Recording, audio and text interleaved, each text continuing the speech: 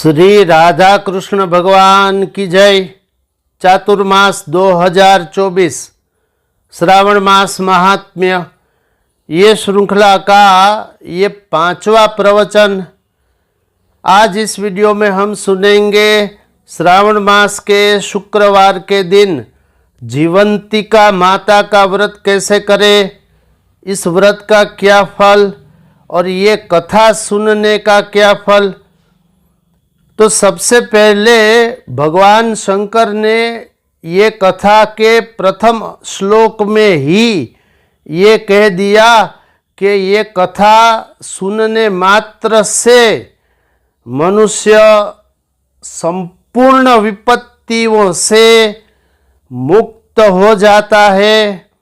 इसलिए ये पूरी कथा सुनिएगा और श्रद्धा पूर्वक सुनिएगा। अस्तु, अब यहाँ से कथा प्रारंभ, जो स्वयं भगवान शंकर सनत कुमार से कहते हैं।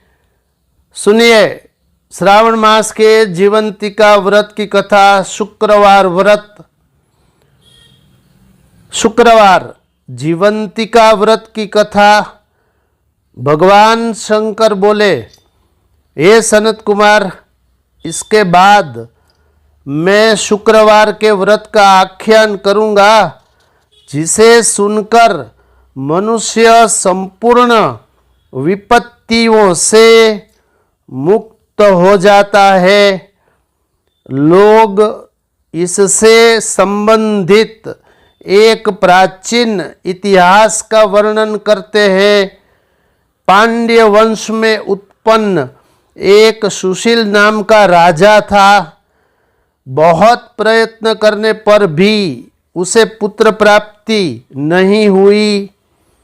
उसकी सर्वगुण संपन्न सुकेशु नामक रानी थी। जब उसे संतान न हुई तब वह बड़ी चिंता में पड़ गई। तब स्त्री स्वभाव के कारण अति साहस युक्त मन वाली उसने मासिक धर्म के समय प्रत्येक महीने में वस्त्र के टुकड़ों को अपने उदर पर बांधकर उदर को बड़ा बना लिया और अपनी प्रसूति का अनुकरण करने वाली किसी अन्य गर्भवती स्त्री को ढूंढने लगी। भावी देवयोग से उसके पुरोहित की पत्नी गर्भवती थी। तब कपट करने वाली राजा की पत्नी ने किसी प्रसव कराने वाली को इस कार्य में लगा लिया और उसे एकांत में बहुत धन देकर वह रानी चली गई। तत्पश्चात रानी को गर्भवती जानकर राजा ने उसका पुंसवन और अनवलोभन संस्कार किया। 8वां महीना होने पर सीमंतोन्नयन संस्कार के समय राजा अत्यंत हर्षित हुए। इसके बाद पुरोहित पत्नी का प्रसव काल सुनकर वह रानी भी उसी के समान सब प्रसव संबंधी चेष्टाएं करने लगी। पुरोहित की पत्नी चूंकि पहली बार गर्भवती थी, अतः प्रसूति कार्य के प्रति वह अनभिज्ञ थी और केवल प्रसव कराने वाली दाई के वचन में ही स्थित थी। तब उस दाई ने पुरोहित पत्नी के साथ छल करते हुए उसके नेत्रों पर पट्टी बांध दी और प्रसव के बाद उस पुत्र को किसी के हाथ से रानी के पास पहुंचा दिया। इस बात को कोई भी न जान सका। तत्पश्चात रानी ने उस पुत्र को लेकर यह घोषित कर दिया कि मुझे पुत्र उत्पन्न हुआ है। इसके बाद दाई ने पुरोहित की पत्नी के नेत्र बंधन खोल दिए। उसने अपने साथ लाए एक मांस पिंड को उसे दिखा दिया और उसके समक्ष आश्चर्य तथा दुख प्रकट करने लगी कि यह कैसा अनिष्ट हो गया। अपने पति से इसकी शांति अवश्य करा लेना। संतान न हुई तो भले ही न हो, किंतु यह तो अच्छा हुआ जो तुम अपने भाग्य से जीवित रह गई। इस पर पुरोहित पत्नी को अपने प्रसव के स्पर्श चिंतन से बहुत संदेह हुआ। भगवान शंकर बोले, राजा ने पुत्र जन्म का समाचार सुनकर जात कर्म संस्कार कराया और ब्राह्मणों को हाथी, घोड़े तथा रथ प्रदान किए। उन नरेश ने कारागार में पड़े सब कैदियों को प्रसन्नतापूर्वक मुक्त करा दिया। तत्पश्चात राजा ने सूतक के अंत में नाम कर्म तथा अन्य सब संस्कार किए। उन्होंने पुत्र का नाम प्रियव्रत रखा। हे सनत कुमार, श्रावण मास के आने पर पुरोहित की पत्नी ने शुक्रवार के दिन भक्तिपूर्वक देवी जीवंतिका का पूजन किया।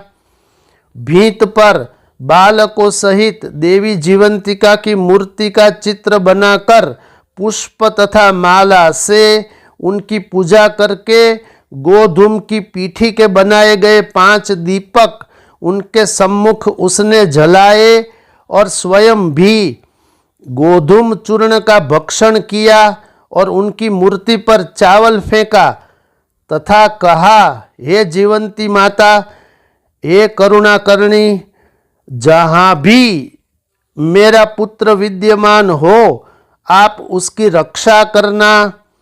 यह प्रार्थना करके उसने कथा सुनकर यथाविधि नमस्कार किया। तब जीवंतिका की कृपा से वह बालक दीर्घायु हो गया और वे देवी उसकी माता की श्रद्धा भक्ति के कारण दिन रात उस बालक की रक्षा करने लगी। इस प्रकार कुछ समय बीतने पर राजा की मृत्यु हो गई। तब पितृभक्त उनके पुत्र ने उनकी पारलौकिक क्रिया संपन्न की। इसके बाद मंत्रियों तथा पुरोहितों ने प्रियव्रत को राज्य पर नियुक्त किया। तब कुछ वर्षों तक प्रजाओं का पालन करके तथा राज्य भोग कर वे पितृओं के ऋण से मुक्ति के लिए गया जाने की तैयारी करने लगे। राज्य का भार वृद्ध मंत्रियों को भक्तिपूर्वक सौंपकर और स्वयं राजा होने के भाव का त्याग करके उन्होंने कार्पटिक का वेश धारण कर लिया और गया के लिए प्रस्थान कर लिया। मार्ग में किसी नगर में किसी गृहस्थ के घर में उन्होंने निवास किया। उस समय उस गृहस्थ की पत्नी को प्रसव हुआ था। इसके पहले षष्ठी देवी ने उसके 5 पुत्रों को उत्पन्न होने के 5वें दिन मार डाला था। राजा भी उसी समय 5वें दिन वहां गए हुए थे। रात में राजा के सो जाने पर उस बच्चे को ले जाने के लिए षष्ठी आई। जीवंतिका देवी ने उस षष्ठी देवी को यह कहकर रोका कि राजा को लांघ कर मत जाओ। तब जीवंतिका के निषेध करने पर वह षष्ठी जैसे आई थी वैसे ही चली गई। इस प्रकार गृहस्वामी ने उस बालक को 5वें दिन जीवित रूप में प्राप्त किया। ये इतने प्रभाव वाले हैं ऐसा देखकर उसने राजा से प्रार्थना की, हे राजन, आपका निवास आज के दिन मेरे ही घर में हो। हे प्रभु, आपकी कृपा से मेरा यह 6ठा पुत्र जीवित रह गया। उसके इस प्रकार प्रार्थना करने पर करुणा निधि उस राजा ने कहा कि मुझे तो गया जाना है। तब वे राजा गया के लिए प्रस्थित हुए। वहाँ पिंडदान के लिए राजा प्रवृत्त हुए। तब पिंडदान के समय विष्णु पद वेदी पर कुछ अद्भुत घटना हुई। उस पिंड को ग्रहण करने के लिए 2 हाथ निकल आए। तब महान विस्मय युक्त वे राजा संशय में पड़ गए और पुनः पिंडदान करने वाले ब्राह्मण के कहने पर उन्होंने विष्णु पद पर पिंड रख दिया। इसके बाद उन्होंने किसी ज्ञानी तथा सत्यवादी ब्राह्मण से इस विषय में पूछा। तब उस ब्राह्मण ने उनसे कहा कि ये दोनों हाथ आपके पितृओं के थे। इसमें संदेह हो तो घर जाकर अपनी माता से पूछ लीजिए, वह बता देगी। अब जीवंतिका माता के शुक्रवार के व्रत का अध्याय का पहला भाग यहाँ समाप्त। इसकी अगली कथा हम अगले वीडियो में सुनेंगे। आप देखते रहिए मोरे श्याम चैनल। शेष फिर कभी। बोलिए श्री राधा कृष्ण भगवान की जय।